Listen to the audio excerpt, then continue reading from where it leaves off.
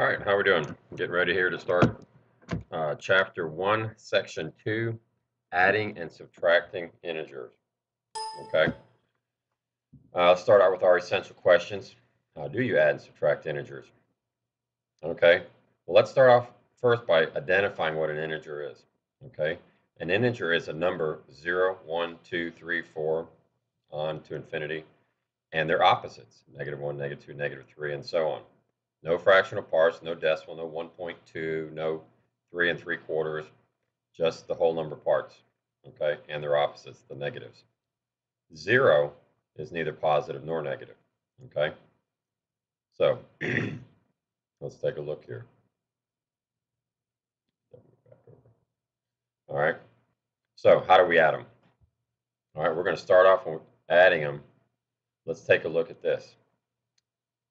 When you're adding an integer and its opposite, and what do we mean by that? Is like taking 5 plus a -5, or -27 plus a 27. Their sum is always going to be 0, because it's kind of like subtraction. You got 5 and you're minusing 5. Or you look at it here as -27 and you're at 27. You always take it back to 0. Think of it on a number line, okay? Anytime you add a number and its opposite, you get 0. When you're adding integers with the same signs, add their absolute values and give the sum the same sign they both had. We know that absolute values from the last section means take their positive values. Well, here's an example. 12 plus 4, they are their absolute values. Add them up, you get 16. That's pretty straightforward. The issue comes in is what happens when you have the negative signs, okay, the negative numbers. Well, if you're adding two numbers that are both negative, just add up their absolute values, 14 plus 6, and you get 20, and then carry the sign that's with both of them. Did the same thing here. They were both positive, so we got a positive. They were both negative, so you get a negative, okay? It's going to get the same sign that you have. So if the signs are the same, keep it. Just add them up. What happens when you're adding integers with different signs? What you want to do is subtract their absolute values and take the sign of the larger number, okay? So 8 plus a -3, you can see the signs are different, okay? The answer is 5. Well, where do we get that from? Well, you want to think about subtracting their absolute values, 8 minus 3. And since 8 was the bigger number and it's positive, you're going to get an answer of positive 5. 8 minus 3 is 5. Make it positive because 8 is bigger. -7 plus 5 equals -2. Absolute values and subtract. So think 7 minus 5, I get 2. But my larger number had a negative, so my answer is -2. If you think of it on the number line, when you're at -7 and you add 5 to the right, you're still at -2. You haven't gotten across the 0 yet, so it's still a negative number. We'll look at some examples of that here in a minute. So that's addition. Signs are the same, add them up, keep the same sign. Signs are different, think about their absolute values and subtract them, and take the sign of the larger number.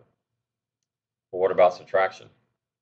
Well, to try to keep subtraction in the same vein, when you see subtraction of integers like 3 minus 7, 6 minus a -12, and so on, add the opposite of the integer you're subtracting. And then it turns into addition, and then you can use those rules. So 3 minus 7 is the same as 3 plus -7. We changed the minus to addition, and we took the opposite of positive 7 and made it -7. 6 minus a -12 becomes 6 plus a positive 12. Change both signs. -5 minus a -4 becomes plus a positive 4. Minus a -7 becomes plus a positive 7. Okay? So I change my subtraction to addition and take the opposite sign of the number that comes after it. Leave that first number the same. And then we're at addition. You're adding numbers with different signs. So think of 3 minus 7 and then take the sign of the larger number. So I get, I'm sorry, it should be 7 minus 3. And then since 7 is the bigger number and it's negative, you're going to get a -4 for your answer. Okay? This makes it pretty straightforward. It's just 6 plus 12 is 18. -5 plus 4, think 5 minus 4. And since 5 is larger and it's negative, you're going to get a negative 1. Negative 8 plus 7, that's like 8 minus 7 is 1. 8's bigger and it's negative, so make it negative 1. Okay? There's other ways of looking at this. Those are just some ways, and I'll show you some other ways here in a second. So let's look at some examples. Okay, you should have all these notes copied down here. You can always pause your recording, get the notes, and then go back and listen to the thing. And you can listen to it all again at the end. So let's take a look at some addition here. Adding two positive numbers is pretty straightforward, so I'm not really going to mess with that. So let's take a look here. So let's say I have this negative 6 plus a negative 8. My signs are the same, so I'm just going to add them up and carry the same sign.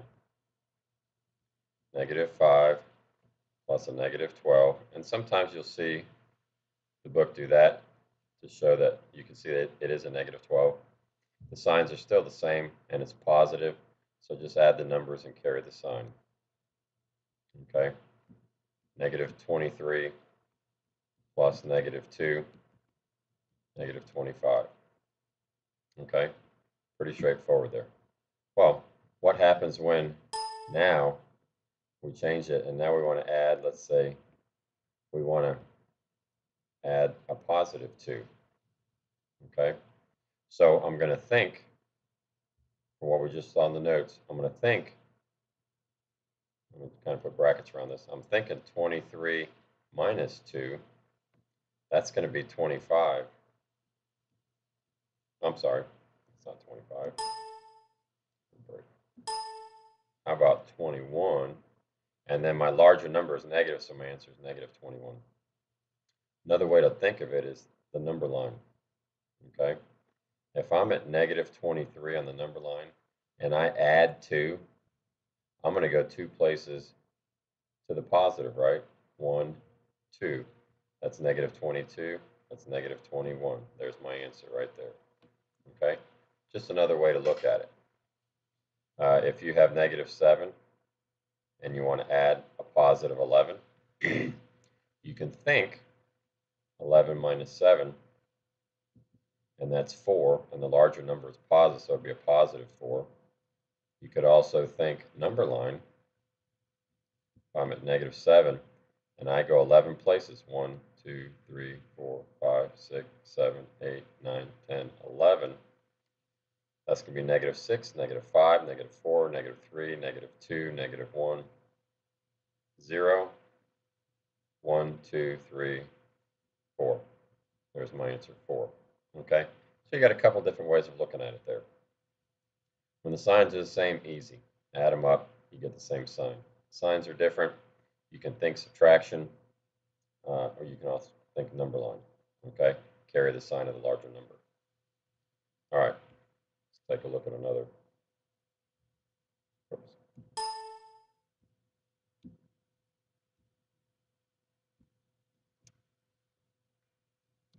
Get this number right.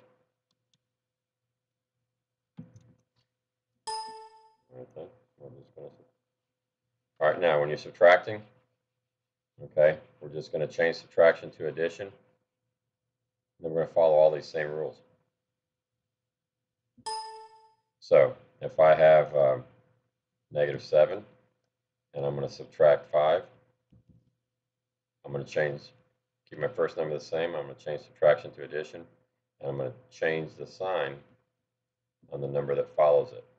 Okay, so now I'm just adding up two numbers that have the same sign, so I get negative 12 for my answer.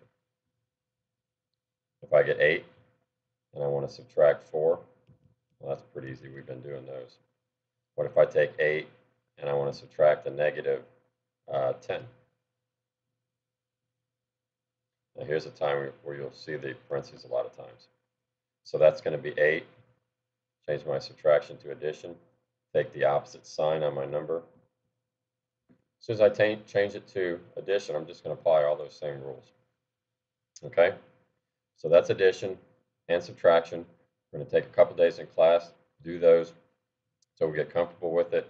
And then once we're there with that, then we're moving on. But right now, let's add and subtract integers. Okay, make sure you got all these notes. Look over the example here. We'll take the next couple of days to do the same. All right, see you in class tomorrow. Have a good one. Bye.